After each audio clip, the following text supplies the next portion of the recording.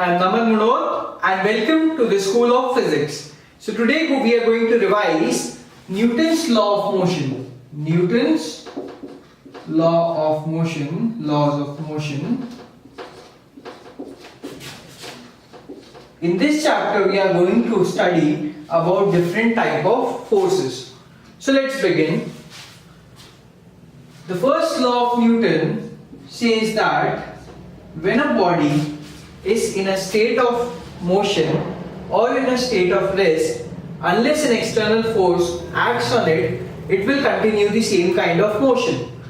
So this is called the law of inertia. This is called the law of inertia. Inertia, and this is the first law. Then we have the second law. Second law says, for second law we have to study about momentum.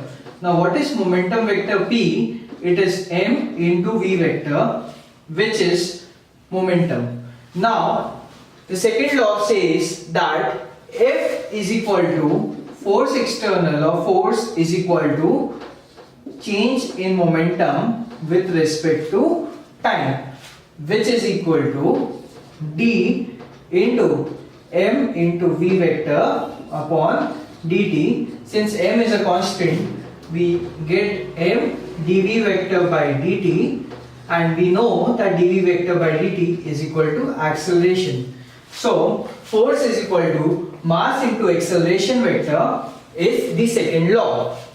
For the third law, it says that force applied by a body A on B is equal to force applied by the body B on A, just the direction is opposite. So two bodies apply equal and opposite forces on each other. Now the next thing that we are going to study is about springs. So suppose I have a spring and I have compressed it x distance. So say this is x vector. So the force of spring is equal to k, which is the characteristic property of a spring, into x vector, right? And it will be in the opposite direction. This force will be in the opposite direction to which the spring is moved, right? So F is equal to kx. F is equal to kx. In terms of vector, it is minus k into x vector. Now there is this characteristic property of any spring. For any spring, k into L is equal to constant.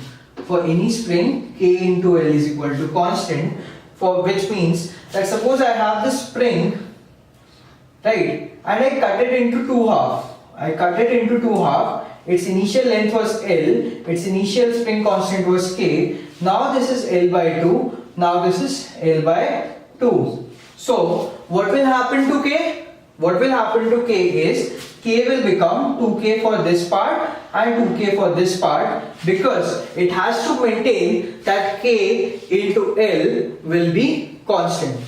Now there is two combinations of spring that we have to see. The first combination of spring is the series combination. So if I have a spring of k1 constant and k2 constant, spring constant, so the k equivalent for this combination, for that I'll write it as 1 by k equivalent is equal to 1 by k1 plus 1 by k2. And then there is a parallel combination. For parallel combination, so we have these two springs k1, k2, and we have added them parallelly. So k equivalent will be a simple addition of both the spring constants, which will be k1 plus k2. So this was about the spring. The next force that we are going to study is the tension force. So for tension force, we have to remember that tension on one string is only one. So one string will have one tension.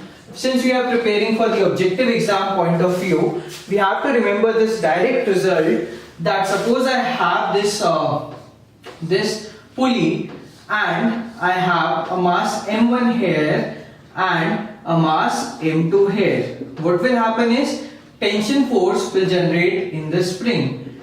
Suppose this pulley is going with an acceleration of A upwards, similarly acceleration of A downwards. So we can write directly acceleration is equal to m2 minus m1 upon m2 plus m1 times of g.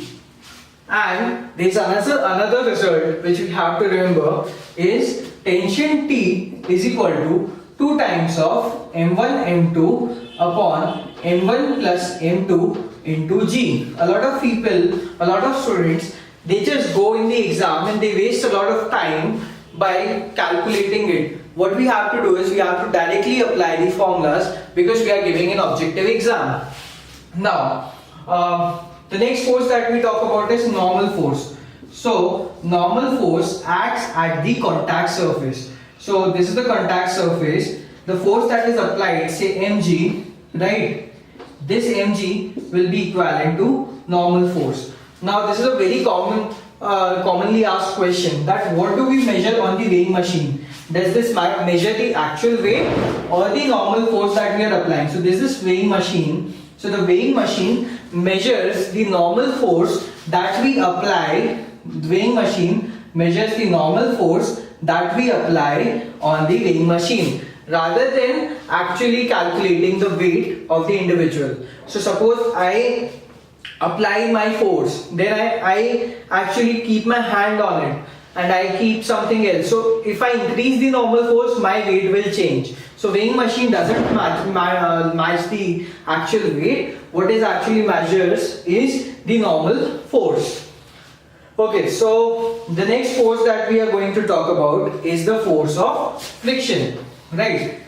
Force of friction. Friction force stops a body from moving, like it tries to keep the body in terms of rest with respect to the contact surface. So if I have this mass m, this friction, the friction force will not let the body move relative to the contact surface. So we have this mass m, its weight is mg, and this is going for normal force. Now if I apply an external force, this friction force will tell that this body should not move relative to the contact surface. So the friction force will try to stop the body from motion. So if I increase the external force, what will happen? What will happen is this friction has two constants, mu s and mu k, which is static friction and kinetic friction.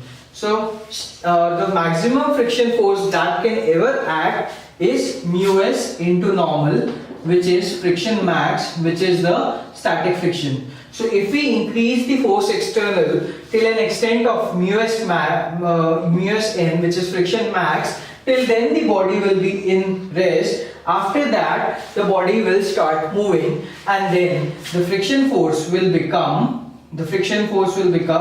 mu s into k, which is called the kinetic friction. And kinetic friction is always less than the static friction. So this is the force external and this is the friction force. So as we increase the force external, friction also adjusts accordingly to keep the body at rest and not let it move in relation to the contact surface. So friction force here, force external, till the point friction reaches mu s into n, which is the maximum friction force, the body stays at rest. After this, the friction force becomes mu s into k, which is the kinetic friction. So this was our quick revision on the topic of Newton's law of motion. I hope you enjoyed it. For more videos, please subscribe to the channel. Thank you.